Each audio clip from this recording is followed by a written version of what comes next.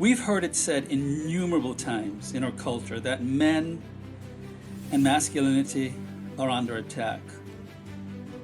Well, what are the root causes of this resentment against men and manhood? Who and what is an alpha male? Is he an indispensable moral and social good in our society? Or, as radical feminists and their male beta sycophants would have us believe, an ineradicable cancerous blot on civilization? What are the connections between American exceptionalism, freedom, responsibility, and masculine leadership? And how has radical feminism and what my guest calls in his book the gynocentric paradigm destroyed men's capacity to lead, protect, and leave an enduring legacy? Why is a commitment to winning at all costs, something that we think is good, right? Winning at all costs, a failing formula for men who wish to lead and inspire? How has the Me Too movement has the Me Too movement gone too far in its indictment against men and in its promulgation of the term toxic masculinity? Was the movement even necessary in the first place? And how have wokeism and diversity, equity, and inclusion initiatives attacked men in particular? Well, let's find out. We're going to explore these issues and many, many more on what it means to be a man in America today. This is the Jason Hill Show, and I am Jason Hill.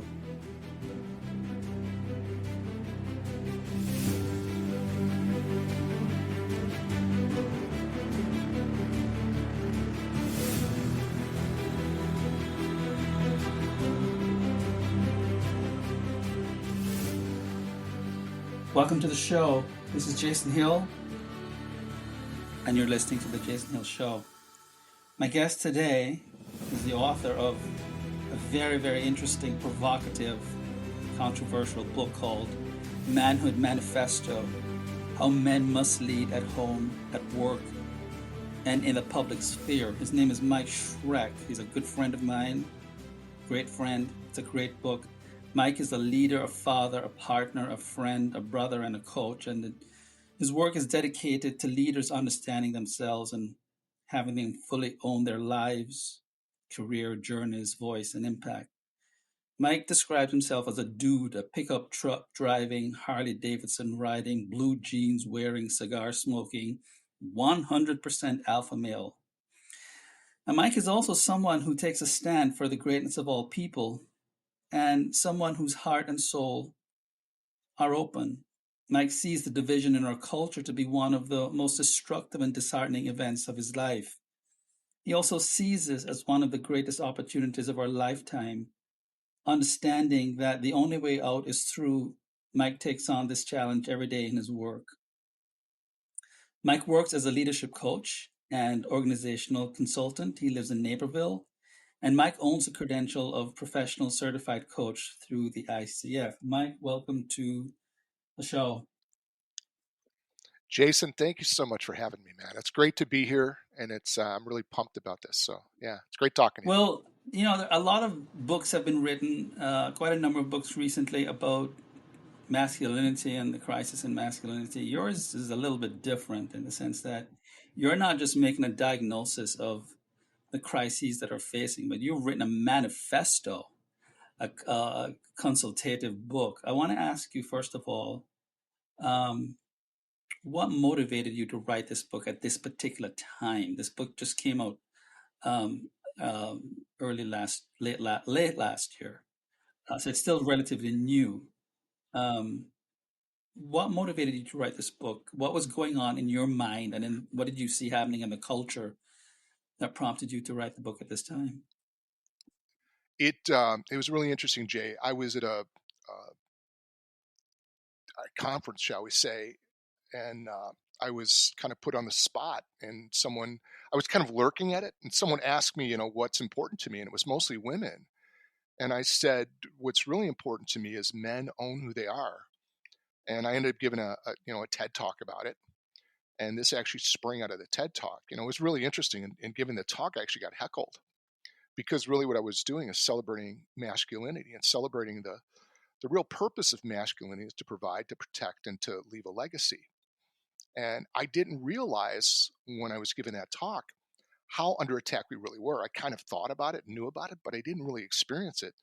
And then I started really doing some research after I gave the talk, and that's what led to the book, is to really see this whole degradation in masculinity that's been going on for, since you and I were young men, you know. Um, and I think the thing that is most disheartening about it is how many men are attacking masculinity. That's the part that I just don't understand. That just doesn't make any sense to me. Well, this is an interesting topic, the men attacking men. I mean, you and I have had private discussions, and you write about this in the book also. There's a phenomenon called the sort of the beta male psychophant, and beta males are needed to serve alpha males. What is the root cause of, or what do you see as the explanation for men actually turning on other men, siding with? I mean, I know you have a chapter in the book called "The Feminization of Men," and I wonder if you could speak to that. What is this? This is a recent phenomenon in the history of civilization. Usually, men band together, not against against women, but to shore up each other's strengths through rites of passage and so on and so forth. What's going on in our culture today that men are turning against each other? Well, I think it's just a different version of that winning at all costs thing. There are men who see strong, powerful alpha males as someone they can't defeat directly, so they're creating a new strategy, and it's all about winning and power. It's not about developing community. It's not about expanding and growing. It's about what's in it for me. And I think that's what's happened is there's this phenomenon in our culture where it really is just all about all about what's in it for me, and how can I be safe, and especially from the pandemic, this whole concern about individual safety is gotten out of control, and so how do beta males curry safety, or get put in position of safety? They seek masses, and they seek to who's the loudest voice in the room, and what they've done is they've fallen behind these radical feminists, and we've got the news media and all this stuff that's has been attacking you know that's what I see is happening. It's just the creation of alignment in a way where they can feel safe with the minimal amount of work. Being an alpha male requires courage, and it requires you're not going to come in first place all the time. And it requires confronting issues directly, and it requires standing for things, and it requires engaging in levels of uncertainty. These are all characteristics. It requires courage, and one of your favorite words, vitality, and these are all required to be for the successful and the powerful expression of masculinity, and that's a big lift for some guys. Talk about this, Mike. Talk about the alpha male. When one of the things I like about your work and your approach to masculinity is when people hear about alpha male, they immediately think about a malignant, dominating, domineering, oppressive type. And you've always made the distinction between the malignant alpha male and the ethical alpha male. I want you to talk a little bit about two things. One is, as you lay it out in your book, the alpha male is under attack. But tell our listeners, why is it necessary for a civilization, and especially American civilization, for there to be alpha males? And what is the ethical alpha male look like? And why is that person indispensable for leadership, for the desire, for the need to protect others, and the need to leave a legacy for others? Yeah. So, the ethical alpha male, he's the point of the spear. The way America has gotten to its position of prominence is we value growth, value development, we value the expansion of our civilization, we value the development of cities and areas and technology and things like that. every change, I think you said it, every change that's ever occurred in Western civilization for good has been brought about by alpha males. And so for us to continue moving forward, it's typically going to be someone who has those characteristics. And what are those characteristics? Is first and foremost, it's being in action by something greater than you. There's a much greater purpose, right? There's a reason you exist that's bigger than you, beyond you. So it's not about ego. It's not about your winning. It's about leaving a mark and creating a future for others to fall into. The next thing is integrity, and it's not about integrity of like being moral. It's about integrity of having a structure and creating a process and a plan and a way of going about your business in such a way that will fulfill on that intention of building something bigger or fulfill on that purpose that you created. Next is authenticity. It's really about understanding yourself and developing that self-knowledge and self-awareness and self-understanding, and then living in conjunction with that. you know I mean, just think of yourself and think of all the different things you've done to develop self-awareness you have. You're a classic example of that. And then to operate from that and be consistent with that, what that does, Jay, is that allows you to weather the storms that are out there, where you're not seeking approval all the time. I think that's one of the things I'm so inspired by you is you don't seek approval. You stand for what you believe, and sometimes you catch wind for it. That's okay. And then the final one is being cause in the matter, or really just complete and full ownership. Jocko Willink calls it extreme ownership. It's like nothing is going to get in my way from what I say I'm going to do. That determination, that lust for life, that desire to overcome obstacles so that you can win, and so that you can not only win for yourself because you're playing for a bigger game, so the whole thing moves forward. That's how we create, traction, and it's also how you create, scale in whatever endeavor you're going to take on. So, does that answer your question, Jay? It does, and it leads me to think of something. I just, one of the wonderful things about talking to you and talking to thoughtful people is that questions arise in your mind, or thoughts arise as you're thinking. And as you're talking, I'm thinking that one of the things about an ethical alpha male, or any sort of thoughtful person, is that they don't really seek opportunities. They live in purpose. And when you live in purpose and you live in meaning, opportunities present themselves, because you can just, Constantly, right? constantly, yeah. Think of being like the front of a ship, the bow of a ship, where you're blowing through the ocean. As a leader, one of the things people don't realize, as leaders, you spend most of your time in resistance to the environment. Because what leadership's only required if you're going somewhere you've never gone before, or going in a way you've never gone before. If it's just wash, rinse, repeat, you don't need leaders.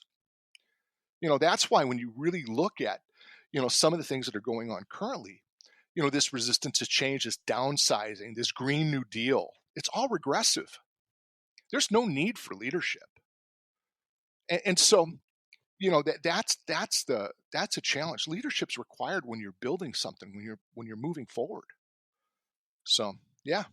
Well, let's jump into something that you've addressed so extensively in your book, which is something that doesn't necessarily have to be anathema to leadership, which is partnership with women, but what you call the gynocentric paradigm, or the gynocentric culture in which we live in. I wonder if you could talk about how that is antithetical to leadership, and talk a little bit about what you see as the gynocentric culture, that is, the feminine perspective being all pervasive, how that destroys the natural union and partnership that is part of the natural order of things between men and women. Yeah. I mean, first and foremost, it really demolishes the expression of masculinity. And it's softening up, and it's making everything that is classically masculine wrong.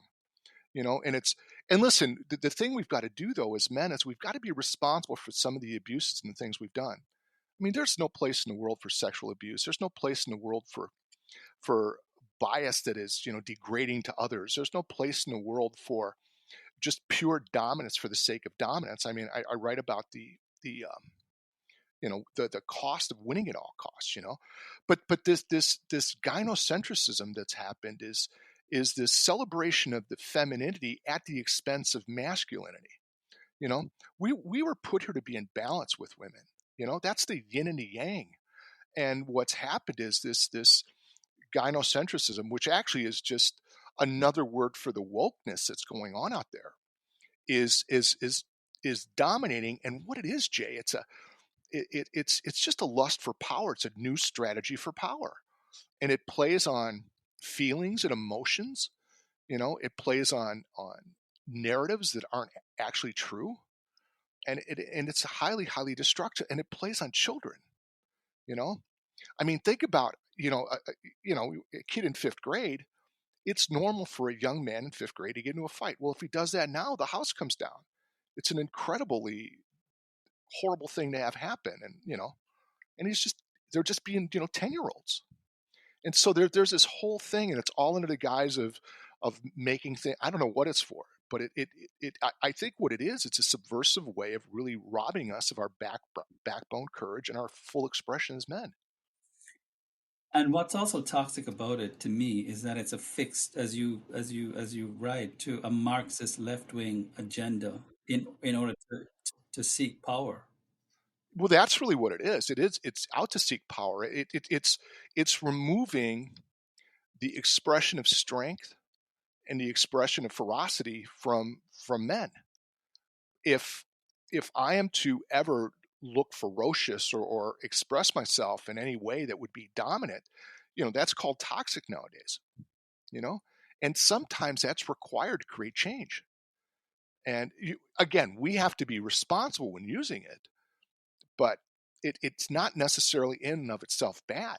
And we've got to make sure who we're using with fully understand our intention and the reason behind it. I think that's the thing that we've left out for a long time and taken some things for granted. Listen, guys are not without fault on our end. We just need to clean that up a little bit. Well, you guys are not without fault, and one of the points that I like that you make is that you call men accountable vis-a-vis some of the animosity that is sort of leveled against them. And you said one of the reasons for some of this animosity is that people feel that in the presence of men, or especially or men in general, that they're not being listened to. So I want to ask you a question. Do I have that assessment right? Yeah, I think so. One of the challenges with guys, I mean, we're always heard, always told we don't listen, right? Well, we're kind of wired to solve problems, right? And so when someone says something and it doesn't land inside the construct of the particular problem we're out to solve, we're not going to pay a lot of attention to it at that moment. That doesn't mean we didn't listen. It just means we're not operating in the same context. It's a communication. And what we have to do is we have to listen a little bit grander. We've got to let people know that they're heard, and that's different than reacting to everything they say. And so, again, there's just some development that guys have to do in this far more complicated and, like we said, gynocentric world that we're living in. I want to read a passage because the book is so beautifully written. I want to read a passage where you say on page 97, the problem with radical feminization is they have no interest in partnership.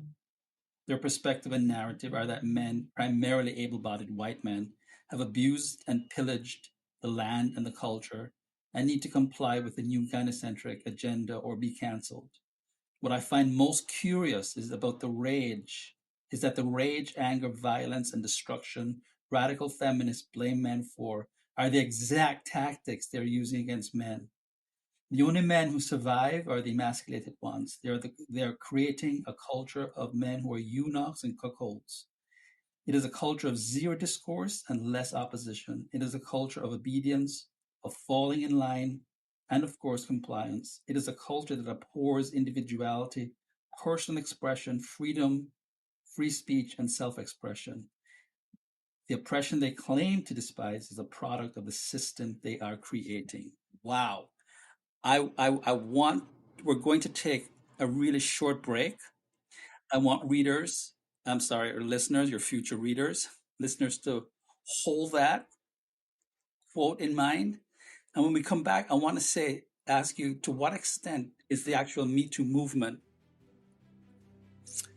an exponent of that quote, that the problem inherent in that quote that I just read? We're going to take a short break. This is Jason Hill. We're listening to the Jason Hill Show, and my guest is Mike Shereck, the author of Manhood Manifesto: How Men Must Lead at Home, at Work, and in the Public Sphere. We'll be back in a moment.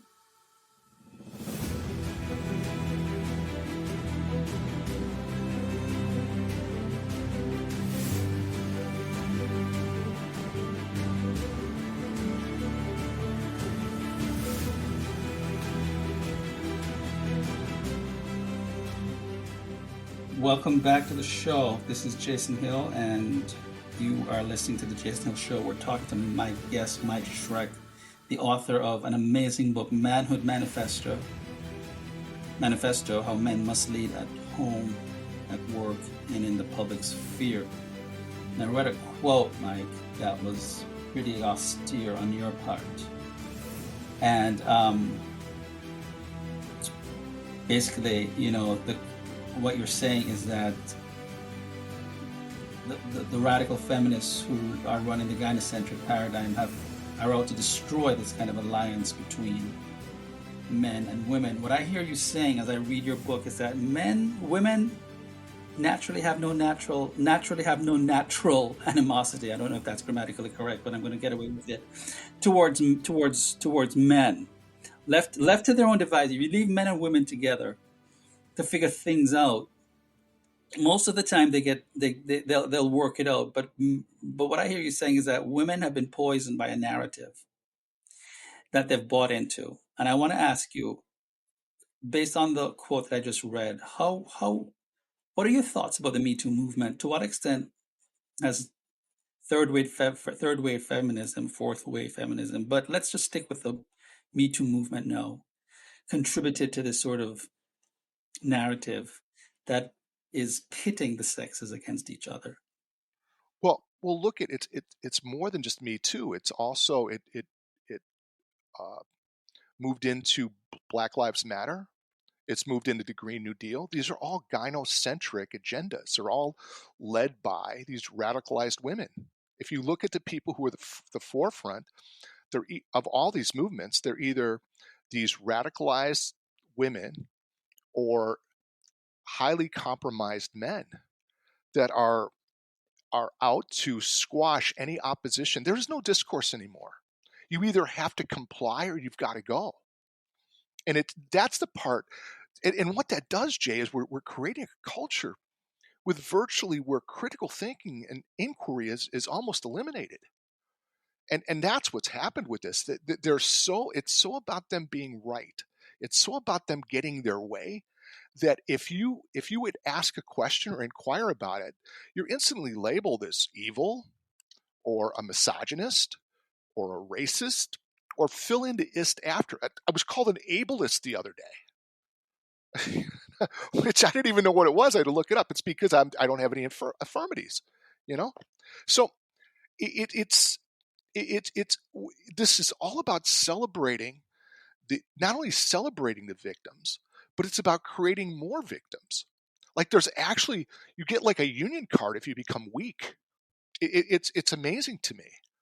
And then you start thinking about the geopolitical aspects of this and where this leads our country. I get very concerned.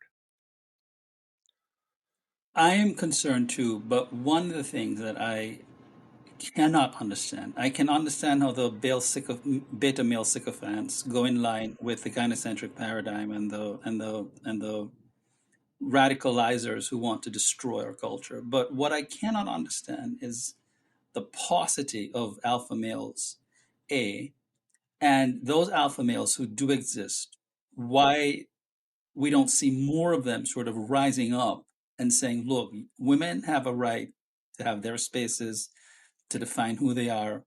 Men have a chance to define who they are. And it's not up to you women to tell men how to be men. We get to define our spaces, and we get to define on our terms our identities. What I'm trying to get at is the root cause of the silence of the alpha alpha male. Why are so many alpha males silent in today's culture? Well, I think it's the nature of the alpha male. You know, they're highly individualistic, and they're not about, you know, making a lot of noise, and they're not about being victims, and they're gonna be the last man standing. And I think that's an inherent flaw in the current makeup of it. That's why we put together Manfest last year. We had that group of 15 alpha males in a room together. And at first I thought it was going to break into a hockey game, but it actually turned out to be incredibly powerful. But that's really what it's about. It is we there's no structure where alpha males can come together in fellowship and exchange ideas.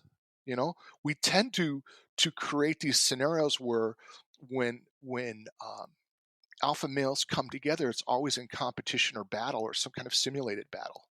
You know, that's kind of an expression of who we are. We play games, we do this, there's a winner and a loser. We've never had this problem before, and we haven't created a solution. That was part of the idea behind the book. I don't think I did a great job of creating a solution, but what I was really trying to do is kind of create, uh, just raise the issue first and have the solution come out of it later. You know, and I think you're really pointing to the real challenge is we don't have a structure or a mechanism where alpha males and really thoughtful, freedom loving men can come together and actually not bitch and moan, but can actually celebrate one another and create a plan where we can stand in opposition to the current themes that are going on now, because it's not good. Yeah, you think of NOW, National Organization of Women. I think of NOM, National Organization of Men.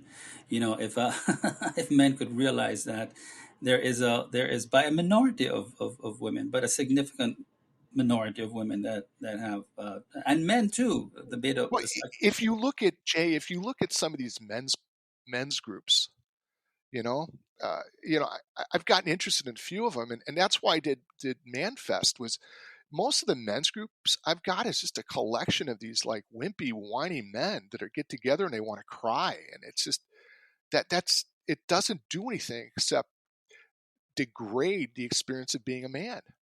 And it's I don't have a solution for it other than just guys having these type of conversations and engaging and letting guys know it's okay to be a dude. You know, it's okay to want to ride a motorcycle. It's okay to have a pickup truck. It's okay to do whatever it is you want to do.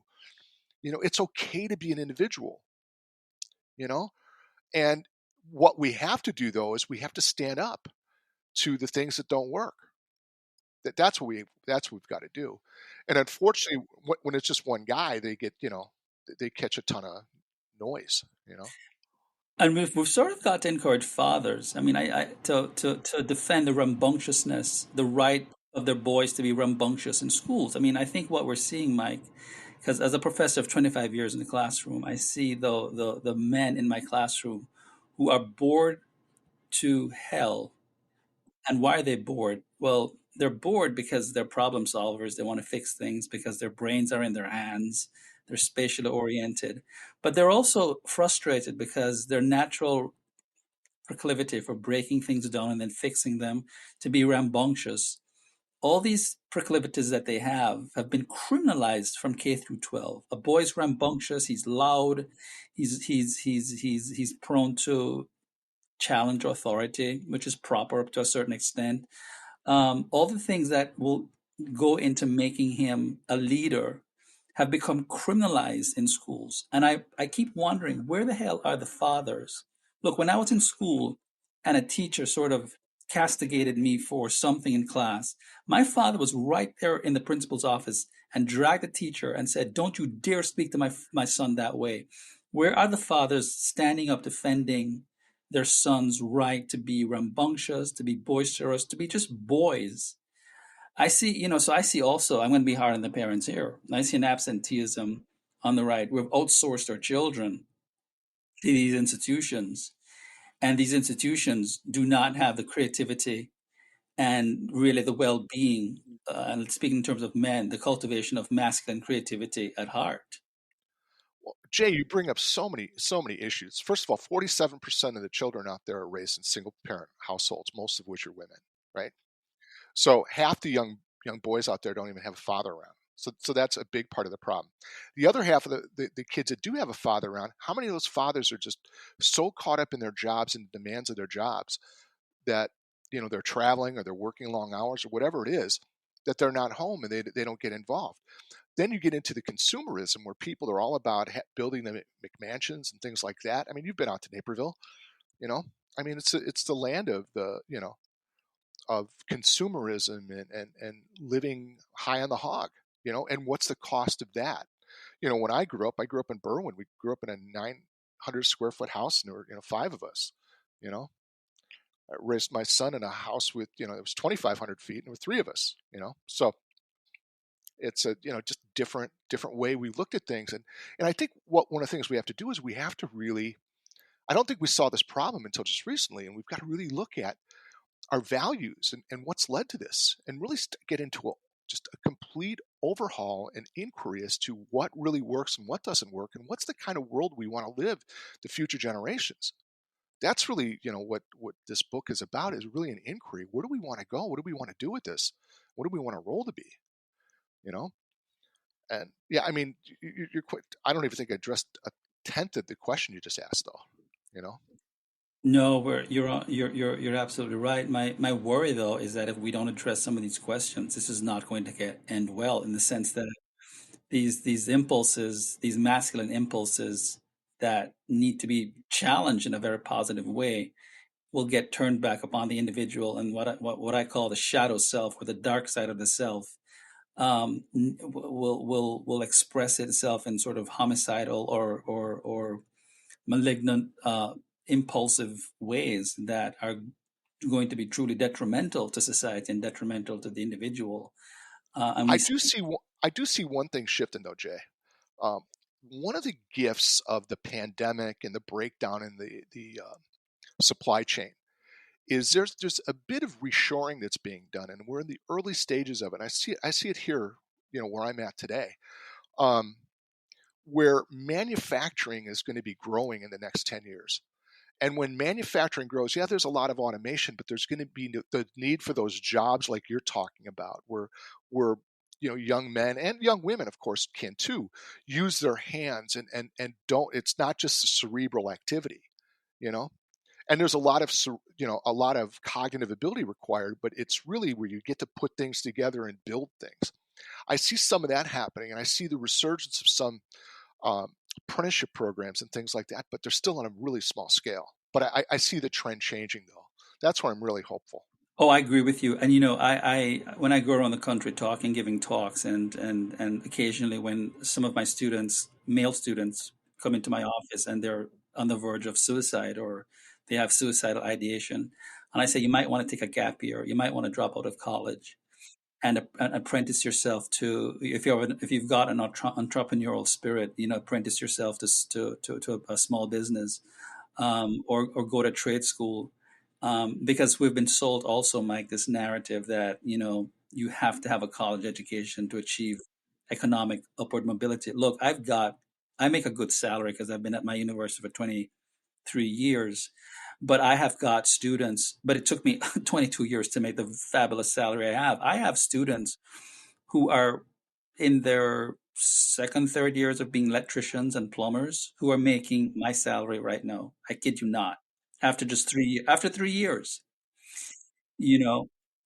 And so I think one of the things that we've done to dampen the masculine spirit, and which among other things involves problem solving and fixing things, is we have treated men and women as if they're these domesticated farm animals that we just, on an assembly line from K through 12 right through college. And we have a single metric of measuring intelligence. And we tell these young boys that if you're not articulate, if you're not a good writer, if you're not a good test taker, as a lot of my male students are not, then you're not intelligent. And we see a rise in depression, in dependence on antidepressants and anti-anxiety drugs. When if we would just set these men out, these boys out, and these young men out into the world and unleash their creativity, we wouldn't have this epidemic of loneliness and alienation. Yeah, and then you get into the whole gaming thing and the whole, addiction to technology and all this stuff, and the impact of that, how many of these guys are in their basements, just playing on a computer, you know? Let me shift the conversation a little bit because I want to I want I'm fascinated by this gynocentric paradigm and its proliferation in our society, its all pervasiveness.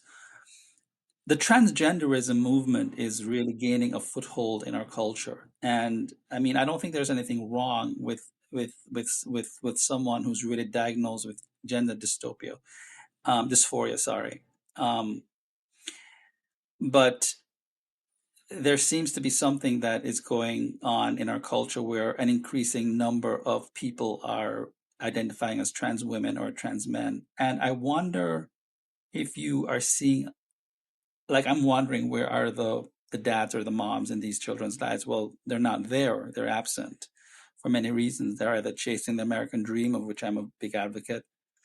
But do you see a correlation between the stranglehold, the coercive monopoly that the gynocentric paradigm has on our culture, and the rise of this radical transgenderism, not just in terms of people who are identifying as trans, which is one thing, but the extent to which the ideology is being imposed on the rest of society by force? Yeah, Jay, I think that the whole transgender movement is the perfect solution to the problem called toxic masculinity.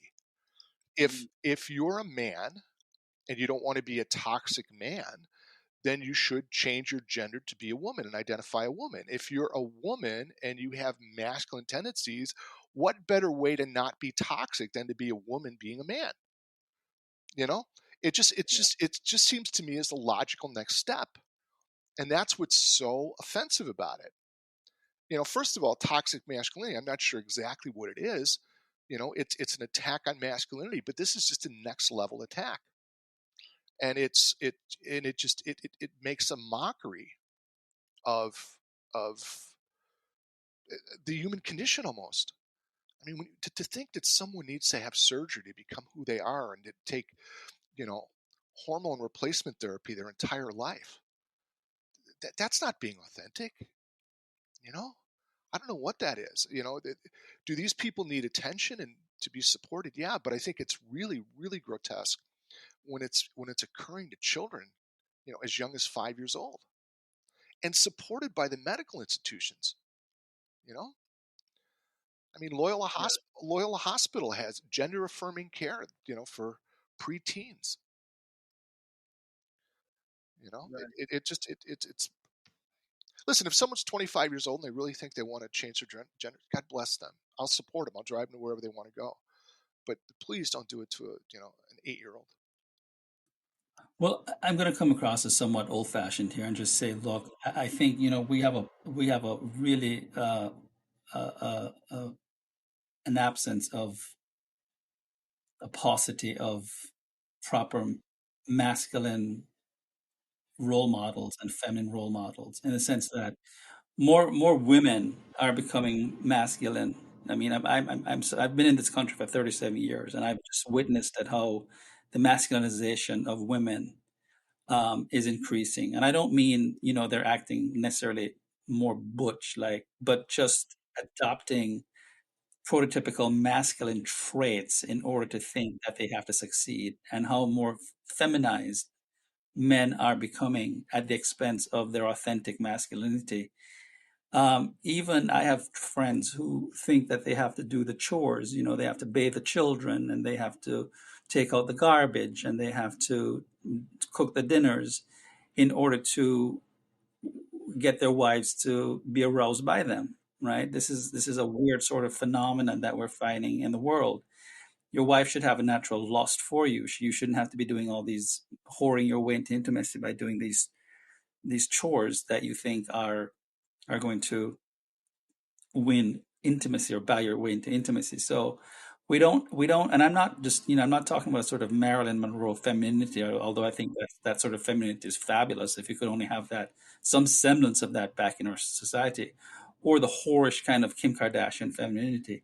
I'm talking about a sense of um, femininity that is devoted to nurturing, that is devoted to fostering the sensibilities of the young, being the primary moral socializer of the individual, and a masculine sensibility that, as you lay it out in your book, is devoted to protecting, um, leaving a legacy, and providing. And without those two sort of paradigmatic tropes in our society, I think we're just going to have more of these non-binary individuals who think that they can sort of, in a fluid way, navigate among something that they think is a spectrum identity, sex, which is not. And I just love the way that you laid it out in your book, in the chapter on the feminization of men. We don't want to give too much away because we want the readers to buy your book.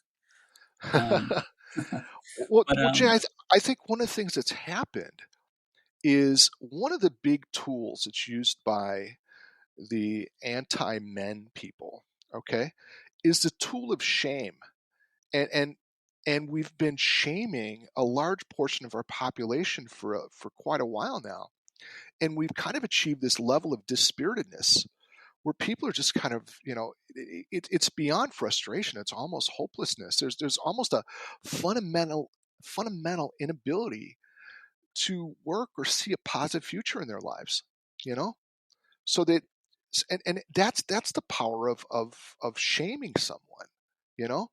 And what I find so fascinating is most, the narrative of the feminists is, they felt shame, so that's why they're standing up against the quote unquote man. Well, no one was shaming anyone, and they shame themselves. You were talking about the providing the nurturing and a support in a family environment. Well, they've made that wrong. They've devalued that, and it's really unfortunate because I think there is no greater gift to humanity than that of mothering and mothers. But we can't even call them mothers anymore. They're birthing people, you know. So we've gotten like way off the rails, and that's really kind of why I wrote the book. Is, if this thing's going to change, it's going to require guys like you and me to step up and say enough's enough, guys. You know, and we got to put it back in the, back on the put the train back on the tracks, and we've got to do so in a way in listening to others, not by forcing and mandating, but by really the idea of like creating a future, and let's work together to live into that future, and let's appreciate everybody, you know. But that's what's going on. There's just been so much shaming going on. Oh, Mike, you see the shaming. I'm going to go off the rails here and Yeah. really offend a lot of people, but you see the shaming. You see the shaming, not just the shaming of men, but you see, I dare I say, we're increasingly living in a anti-white society where the shaming of white people, the cancellation, this trend that is growing in America, the abolition of whiteness. You see it with Coca-Cola talking about being less white, which means being less punctual, being less confident, being less excellent at your work, being less certain. There are all sorts of progressive whites and blacks who are calling for the annihilation of the white race as a precondition for uh, peop so-called marginalized people. I don't believe there are any I believe if you're an American, whatever race you are, you're privileged. But it's so-called marginalized people to flourish. We have to call for the abolition of white people, and why you see white people being shamed into being white, into just having white skin. This notion of you're white, you have white privilege just by having white skin. So we're becoming a shame-based culture, almost like Japan, Well, which look at what happened just in that election last night, right? That whole campaign was to shame Herschel Walker. That's all they did was shame this guy. All he was a Heisman Trophy winner, one of the greatest athletes that's ever lived, you know, and an American who cared about us. And I thought he handled it with such dignity last night when he didn't win. He lost by 100,000 votes, you know? Is he the best candidate he could have put up? No, but he was the candidate and he gave it his best shot. There's nothing to be shameful about with him. But that's the whole campaign by everyone was shaming him. And that seems to be the primary narrative of this gynocentric and woke-based agenda that's going on there. Even climate change, you know, it's all about shaming. You know, isn't there some agenda where we're supposed to, you know, write checks to third world nations because you know, we're ashamed of polluting the world or whatever we did? You know, come on, give me a Yeah, break. you Give tell me a some. break. I told a friend recently I want to go hiking in New Zealand, and they said, Do you know how much you're going to increase your carbon footprints by going to New Zealand? Are you crazy? Why can't you just drive to California and go hiking in La Jolla and the hills of La Jolla? I'm like, well, because I want to go. I've never been to New Zealand. Well, Mike, we're going to take our final short break. In the remaining 15 minutes that we have, we are talking to Mike Shereck, the author of Manhood Manifesto, How Men Must Lead at Home, at Work, and in the Public Sphere. This is Jason Hill, and you're listening to The Jason Hill Show. Be back in a moment.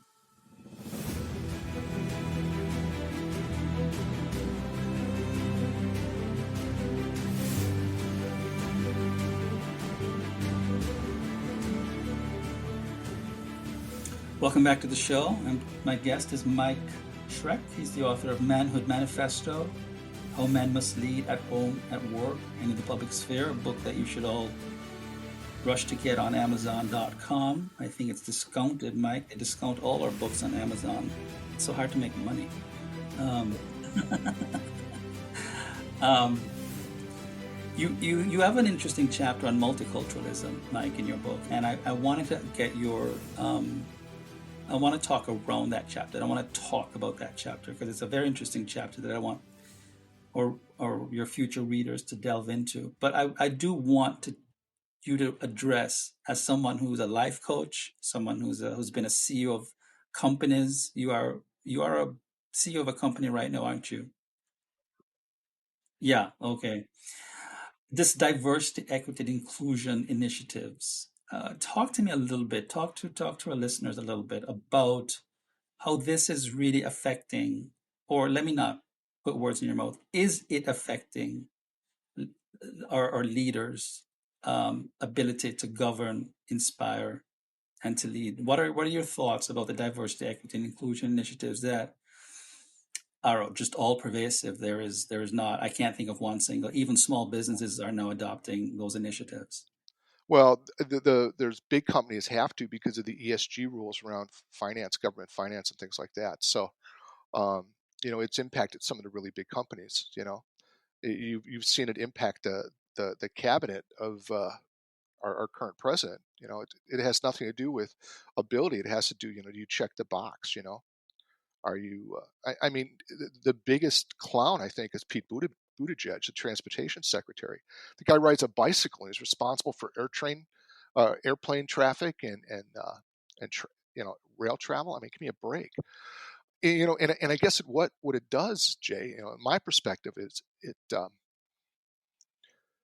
it really lowers the bar of excellence in our performance as a global competitor. And you know, I don't mean to be sinister, but I think this is part of the greater agenda for the Chinese takeover of our economy. You know, but it, you know, like I said, being a CEO of a independent small company, you know, we value diversity. You know, we diversity of thought, diversity of ideas, and we go out and we try to seek people from every community here. And since I've been here doing this, we've hired women in engineering that we didn't have before. We've hired a number of people of color that we didn't have before. You know, all different versions of them. You know, it's not about the color of your skin; it's about your ability and your attitude. You know, and we hire for attitude. We don't hire for, you know, oh, we're so technical here that we'll train everybody that comes in regardless of what their rule, or what, you know, of their job.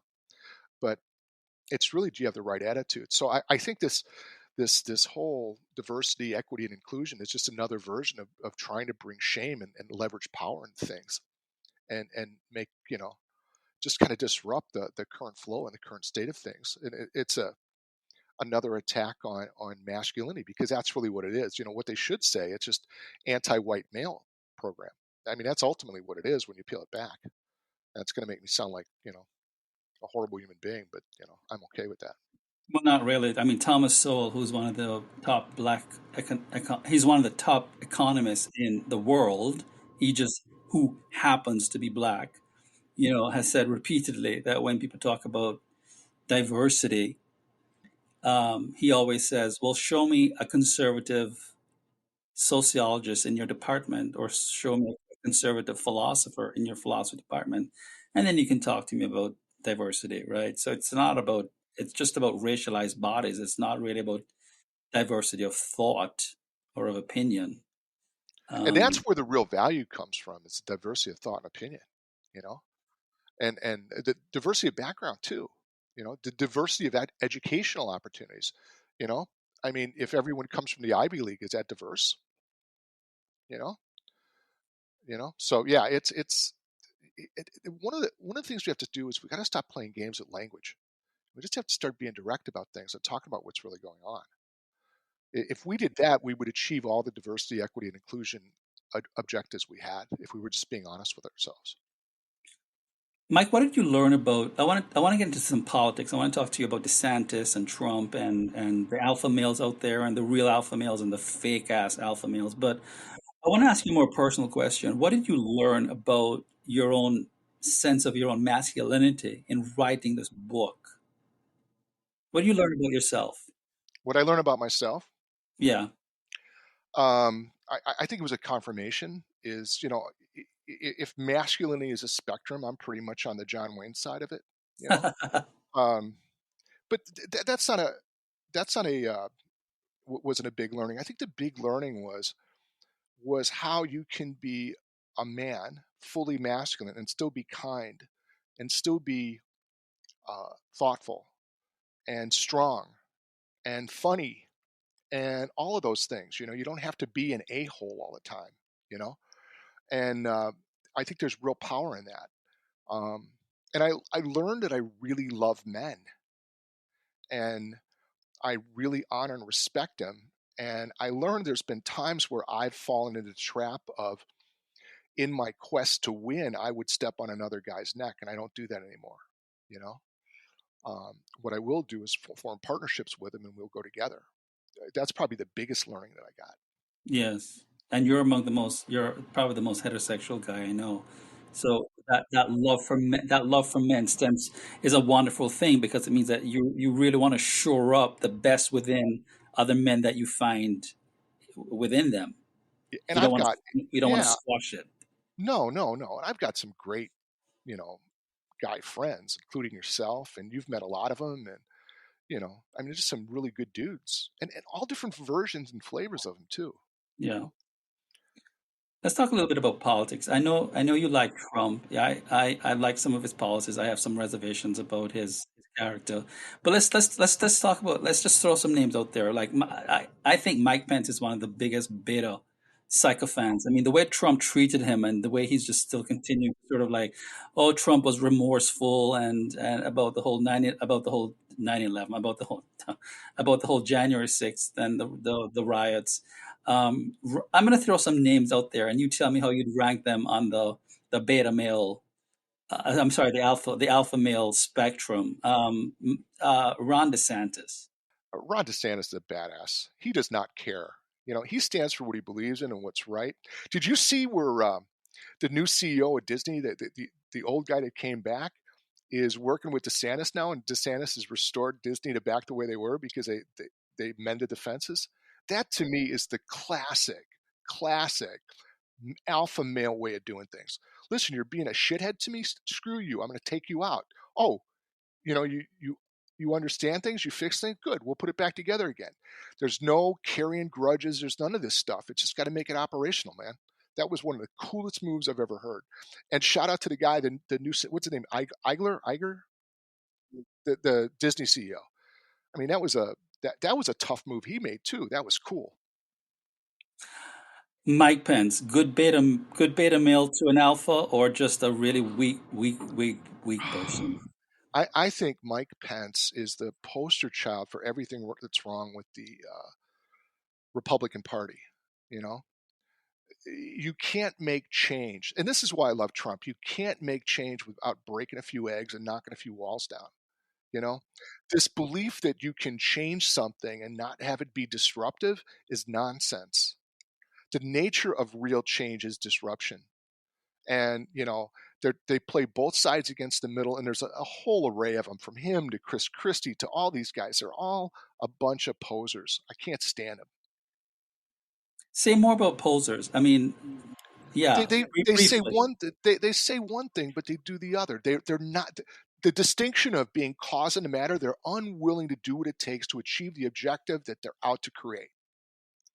They'll pull up short. You know, they're the kings of the participation award. Their shelves are filled with seventh place trophies. Your guy Donald Trump. You know Lots, what? lots of trades. Come on, let's talk Yeah, about. I love the guy. I love the guy. Here's his fundamental flaw. First of all, I thought his policies were impeccable. I think he showed courage. He showed exceptionalism. I think he stood up to China. He stood up to Russia. He put America back on the map. I think that no one could question that. His problem is he's got a really bad temper, and he gets shitty with people, and he kills them off. And he can't do that. When you're the president of the United States, you got to be the president of the whole freaking country, even the people you don't like. And he didn't do that. And he went to war with his own people, and that's what's going to cost him. That's what still costs him. And he's got to get over himself. He's got to be able to heal himself first. And I have never seen anyone as attacked as much as that guy is. And I think it's because he sees it clearly. Everything the guy said is spot on, you know, but he's not a very skilled and polished politician, which is part of the appeal. On the spectrum of malignant ethical alpha male, he's an interesting one to rank. How would you rank him? Uh, he's a little too much on the win at all cost kind of thing. You know, I don't think I don't think he manages his wake at all. And that's part of what's required in a new version of alpha maleness is we've got to manage our wake. We can't just go through and destroy everything in our pathway. It just doesn't work anymore. What do you see going forward in 2024 in terms of either candidates challenging Donald Trump, but in terms of real leadership? I mean, I imagine that most of the candidates who will be challenging Trump, we haven't even talked about Biden yet because I don't know that anybody's going to challenge him. Um, but in terms of, I think the majority of his Republican counterparts, with it probably the exception of Nikki Haley, will be men, right? So are you optimistic? Do you, I guess the question I want to ask Mike is, are alpha males made or are they born? Can they be cultivated? Are some of these individuals like Chris Christie and some of the others that you think are, I don't remember the word that you used, followers, or what was the term you used? No, but posers is what I used. Posers. Yeah, Can alpha males, can men who are not yet alpha males come into a new incarnation and become alpha males? What are your thoughts on that? absolutely, Jay. Listen, we're all invented humans. We all grow, develop. The future's unscripted, so you can become whatever you want. You just have to have the courage and the vision to do it. You know, um, I don't know what it's going to look like. I hope Donald Trump rethinks his position, and I would love to see him take an emeritus status and be an advisor to these guys. By the time he gets elected, if he were to get elected again, he would be in his late 70s. You know, and I just don't think the job is too demanding. Plus, I think there's other guys out there that are really good. There's the guy I really like is Mike Pompeo. You know, Ron DeSantis is great. I love Kristi Noem from South Dakota, but it's a state of 900,000 people. Last time we had a small state governor become president, didn't work out so well with Jimmy Carter. Um, that's when Georgia was much smaller than it is today. Um, so yeah, I don't know. I love Rand Paul. I don't think he's going to run for president, but I think there's a lot of. I love Jim Jordan. The congressman from Ohio. I don't think he's going to run for president either. But there's I think if the Republican Party really wants to make a difference, otherwise, you know, if they continue doing what they've been doing, they're going to get the same result. They're going to come in, a very close second next time. And I don't think the country can stand that anymore. You come down really hard on Barack Obama in your book. I'm I going to can't throw stand Barack. the guy. Okay, Can't stand the guy. I voted for him the first time. I did not vote for him the second time. I I voted voted. for him the first time too. You did. Oh, Yeah, yeah, you did tell me that. All yeah. right. Beta male, alpha male. No, he's a complete street hustler. He's a hustler. He's a con man. He's a carny. You know, um, in his own way, there's a certain amount of alpha male, but it's he's more independent than that. He's all about himself. He's all about just surviving and what he can get for himself. He doesn't care about anybody, and he played us all for 8 years. You know, he'll say whatever he needs to say in whatever dialect he needs to say it in to appease the people that he's dealing with. He's the least trustworthy public politician I've ever witnessed. And I know I'm pretty hard on him, but the guy was trained in the city of Chicago by Emil Jones, who was the ward boss for Mayor Daley, who would go and break legs to get out the vote from the black community. Mike, you're a pretty fair-minded person. I've known you for a number of years now. I'm not going to challenge. God, this would take a long conversation for me to throw some rejoinders in. We've only got a couple minutes left. There are so many young men out there, Mike, who are struggling, who are alienated from their own masculine impulses because they have been demonized and they have been criminalized. Um, they're going to hopefully buy your book, Manhood Manifesto. Um, Hopefully, they'll listen to this podcast.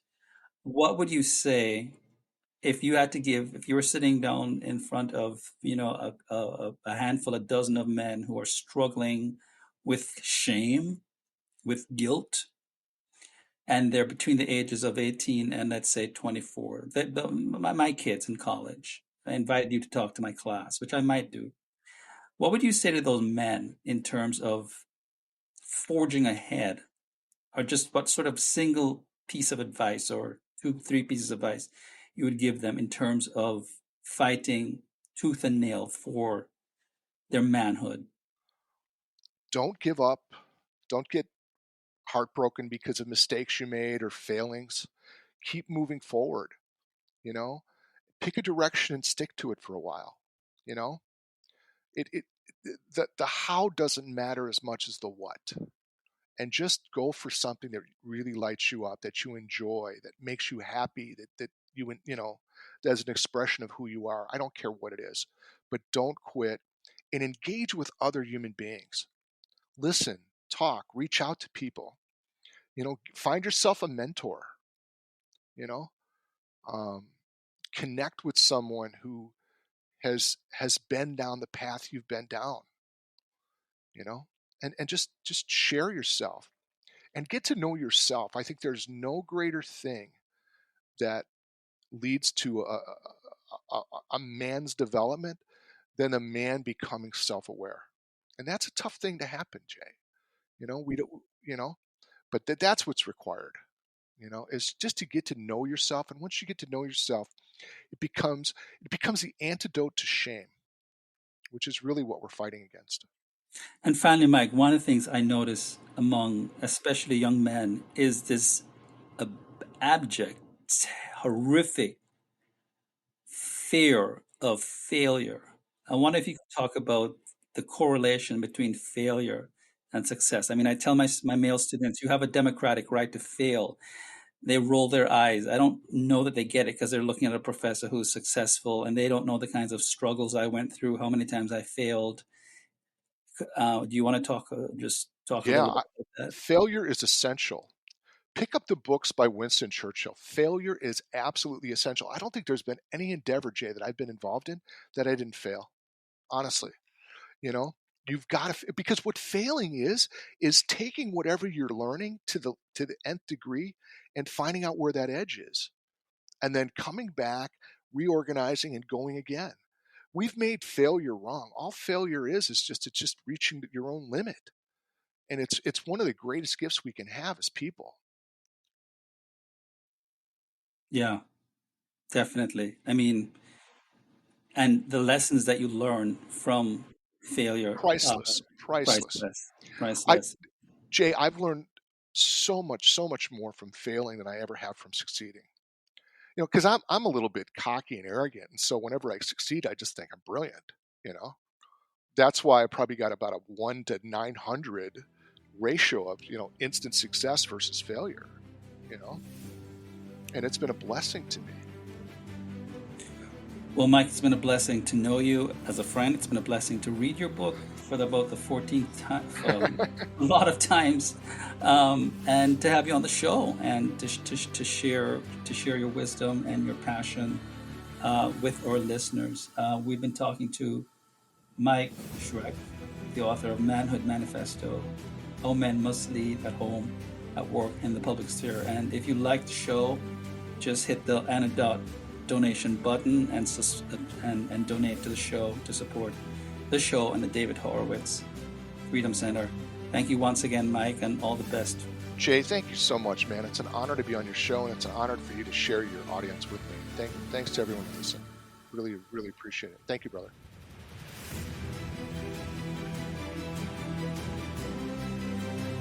The Jason Hill Show is a project of the David Horowitz Freedom Center and Front Page Magazine.